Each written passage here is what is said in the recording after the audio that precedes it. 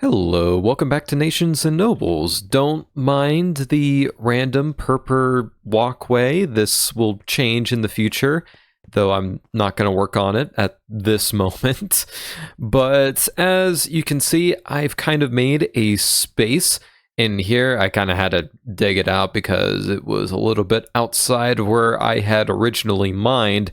But I kind of want to make a bit of a shulker factory here. I've been running into the issue where every single time I want to make a shulker, I have to, dig into my storage, grab the shulker shells, make some chests, and it's kind of a whole debacle. So I kind of just wanted to make a dedicated space for it. Now, if we look over here, you can see that we have an interesting color palette choice. This is definitely my riskiest choice of blocks to date with any build, but we'll see if it works out. So firstly, I think I want to work on the floor, which I kind of want to make a more neutral color just so it's not too crazy. So what I'm kind of thinking is maybe having a clear walkway through the middle here, just so you're not constantly running into things, stubbing your toe on a tool or something like that. So I was making a hole over here for a sort of copper sewer pipe thing, and I ended up running into my copper oxidation area. So, and I was originally thinking of covering it up or something, having some sort of wall, but what I might honestly do is make this an entrance into the copper area, because at some point this ladder is gonna have to go, and this might be the only entrance into the area, so this might be an extended part of the factory. But in terms of decoration, I'm not going to work on this right now, but I'm definitely going to keep that in mind. Something, happy accidents. Admittedly, I don't really know what I want to do with this water at the moment, but I'll figure it out. So I think this is a good opportunity to use the tinted glass I've got. Yeah, so what I was kind of thinking here is that I'm aware that basalt kind of has a very slight purplish hue, and I was wondering if the tinted glass with its also very subtle purple would kind of work, and I think it does. So I'm starting to kind of worry that the flooring here is a little too plain. I know that in warehouses and factories and whatnot, it's usually like that, and what you're looking at is usually more up, and I'm hoping that's what ends up happening here as well. But it is something that I will probably try and reassess later if I have problems. So one thing I knew I wanted to try is have some sort of conveyor belt. And I want to try that with the stone cutters, kind of just doing a giant row of them over here with maybe some carpets on top. So I was kind of able to do it, not really. At least this part kind of looks like a conveyor belt. You have the turntable things, you have the platform itself, you have the little gears behind there. I used a bunch of blast furnaces. It was expensive. But when I tried to get the items to move, it just wouldn't. So I kind of decided, you know what?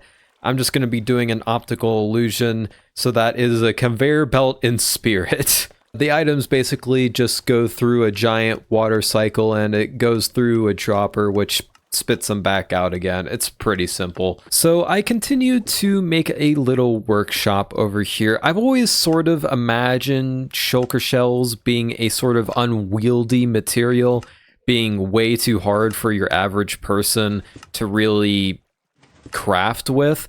So I decided to make a little setup that kind of takes that idea and runs with it. So you have a little blast furnace that basically softens up the material, and then you would take a hammer, maybe I could put like an axe or something on item frame, but you would basically mold out the material into the shape you want and maybe shove a chest into the shulker shells, and then you would harden the material again by quenching it into water here. It's kind of like how you would treat steel in real life. Now, I know that in real life you would use oil, not water. I mean, yes, you can technically use water, but it's not preferable. You could crack the steel.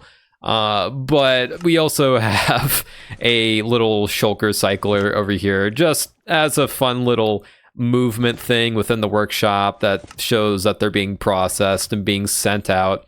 I also have a little switch over here just in case I need it to turn off for whatever reason. But yeah, that lever hooks up to this little cycle thing with comparator and whatnot over here, which updates this observer, which quickly spits out this piston, and then goes into these dropper dispensers, which basically just puts another one back out. It's pretty simple. Having this one workstation over here sort of inspired me to add a couple more over here because, I mean, there is a conveyor belt right here. Logically, you would have some workstations over here. I also put a little rack for some possible storage in the future. Maybe an item frame right there, a chest right there. I'm probably going to be adding a bit of storage around the place. I just got to figure out what open spaces are going to be left. And also, I have started working on some pillars, just trying to add a little more structure to the area, make it feel more well-built and stable. But before I get into anything else, I do kind of want to test something.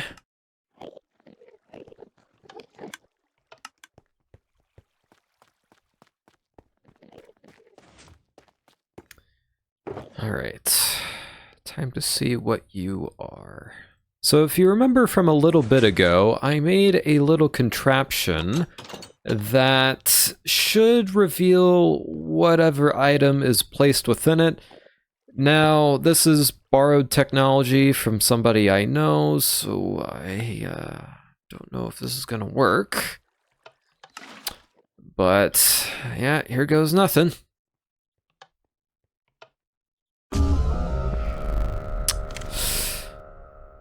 Well, that's just great.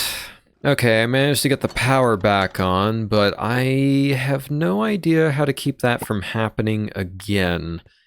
So I'm just gonna have to leave that to a good think. But in the meantime, I do have something else that I want to test. Just in case of an emergency, I want to see if I can put this into here. Right.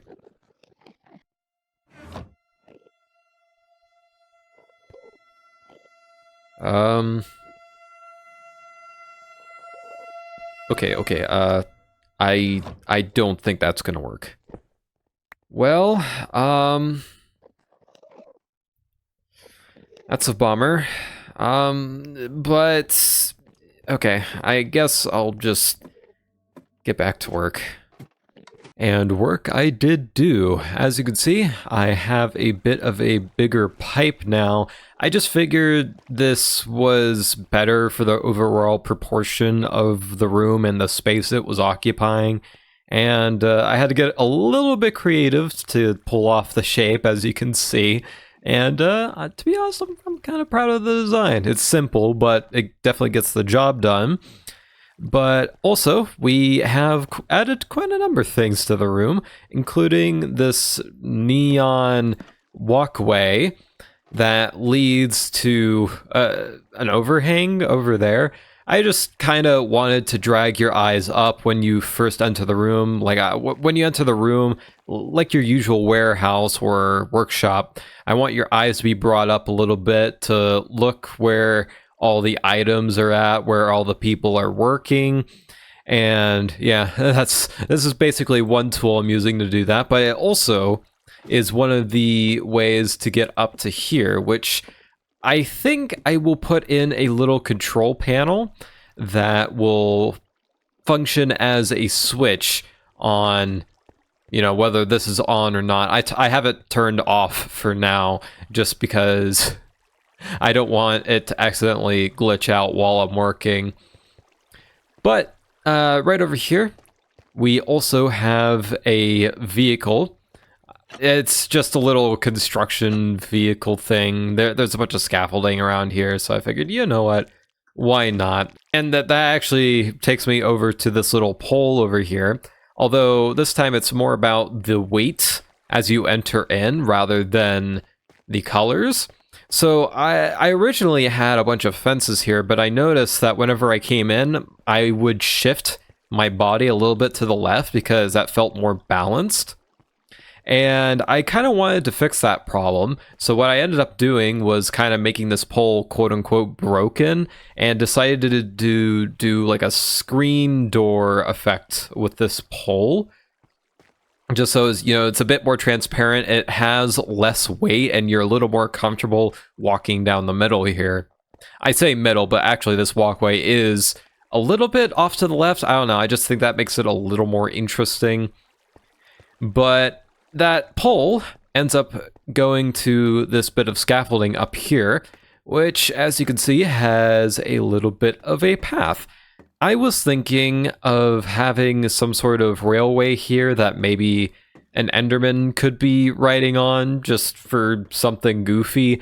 I was originally thinking of having like a shulker because, shulker box, but I've tried using shulkers in a minecart before and they're pretty finicky and I do not want to constantly finagle with them, so I think an Enderman would be a better fit. That being said, I need to grab an Enderman. Come on. Yay! Got him in. Okay, let's try to time the... No! Why are you going over there? No! I suppose that's one way of doing it. Yay! Okay, fixed it. Okay, finally, I think I'm going to put in the entire reason I started making this room in the first place.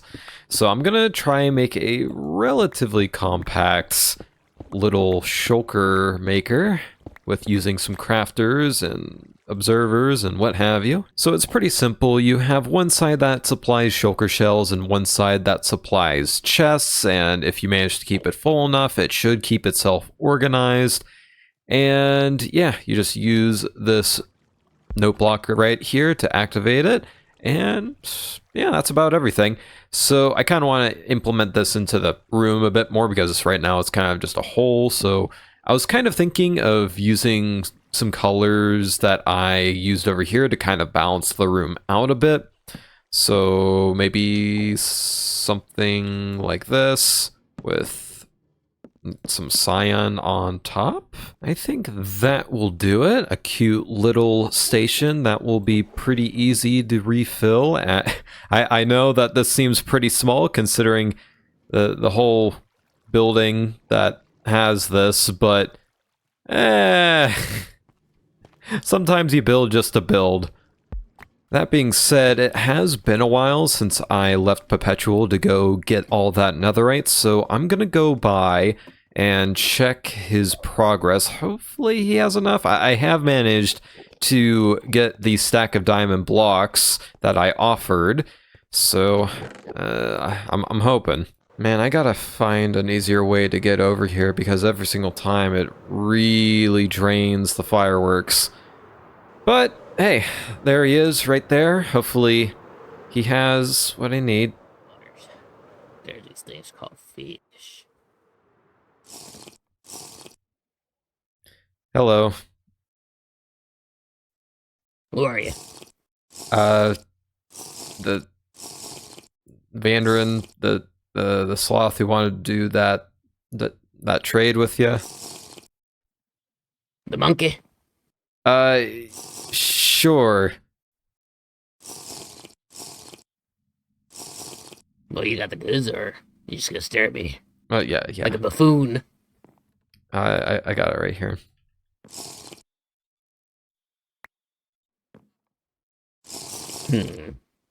Allow me one moment to assess.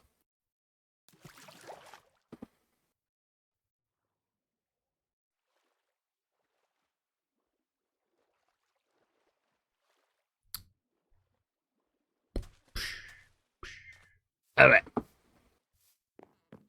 What was I giving you? Melons. Uh, no, you were giving me 10 netherite blocks. Another one. Netherite blocks. Ha! This thing. Yeah. Oh, nice. Well, Is that what you needed? yep. That is satisfactory. What are you drinking? Uh, I think it's grape juice. It's a little spicy. Just be careful with this, okay? I don't know what careful means. Okay. Um, well, thank you for doing business. I'll see if you want to do anything like this again in the future. Though it shouldn't be quite that strenuous. Strenuous. That was quite easy, actually. In any case, yeah, I'm gonna take my leave now. Have a good one. Goodbye, monkey. Goodbye. Not a monkey. So check this out. I was trying to do some piping over here, and what I ended up thinking of is that when you're using acacia fences, lightning rods actually make a pretty good variation sort of block. It kind of makes it look a little more industrial and used and what have you.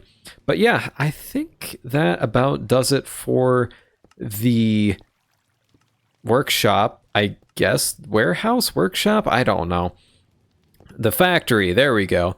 But yeah, we have everything running right about now. Sometimes I have it turned off. In fact, I actually have managed to make toggleable switches for everything. So in order to turn the conveyor belt off, you can use this lever and it will eventually turn off. It kind of has to go all back into the hoppers.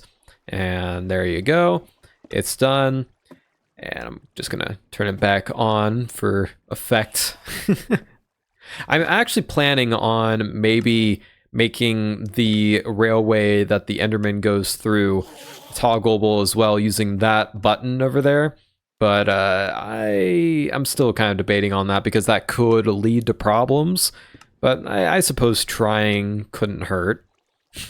But as you can see, I accidentally made the Enderman mad while I was trying to make a little more track for it, so it wasn't just constantly passing back and forth. I might make the track a little bit bigger just to make it a little more rare, just to make it feel a little less constant. But yeah, as you can see, I made a couple more storage areas. I just put this observer and the redstone torch here randomly. I'm not sure what I was thinking there. But yeah, just a little bit of details. Oh, I did this a while ago. I ended up doing a little bit of a birch to endstone gradient. In fact, I was thinking about doing some smooth sandstone, which I put right up here. I want to see if that will work. Kind of a quick job. I don't know. I'm not sure how to feel about it. Well, you guys could let me know what you guys think.